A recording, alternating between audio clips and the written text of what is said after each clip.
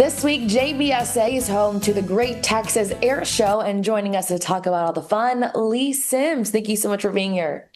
Well, thank you for having me. We are ecstatic about your event, Lee. San Antonio is often called Military City, USA. How does an event like this speak to that?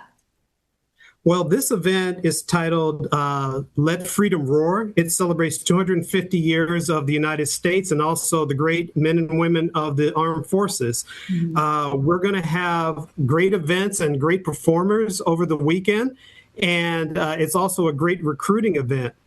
Additionally, we'll have a lot of STEM events to help stimulate people and hopefully bring them into those career fields too. And this year's theme also centers around the country's 250th birthday. What does that look like in action? Well, that's going to look like the Thunderbirds. It's going to look like a lot of aerial demonstrations. And more importantly, it's going to really celebrate the men and women who made this country what it is for the last 250 years. Because San Antonio is a joint base, we'll have members from all the services. And how much choreography goes into producing just one of these shows?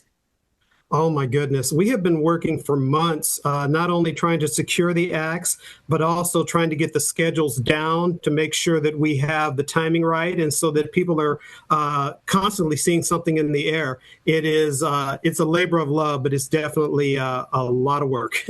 I know I'm not the only one wanting to get insight on this. So can you describe the feelings that the pilots maybe go through while flying these military craft?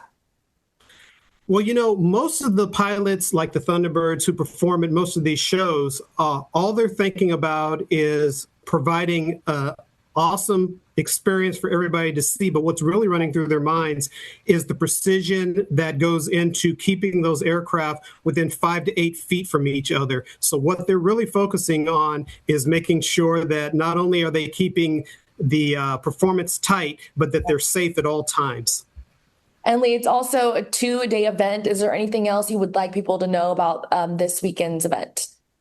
Well, the biggest thing is you can go to jbsa.mil to go ahead and find out how to enter and exit the base. The biggest issue is obviously going to be traffic. So making sure that people spend the time and plan ahead so that they don't get caught in big lines.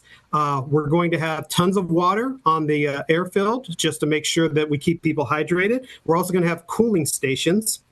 We'll have maps available through QR codes so people can go ahead and see where the performers and the static aircraft are. We're going to have dozens of aircraft for people to look at and tons of vendors out there too. All right. Lee Sims, thank you so much for talking about the Great Texas Airshow. Again, it's going to be taking place at JBSA. Thank you very much for having me. I'm Atiana San Miguel. Thank you for watching our story. If you'd like to see more like it, be sure to hit that subscribe button. Also, be sure to watch us weekday mornings at 7 and 11 a.m. on KCWX. Bye. See you on the next one.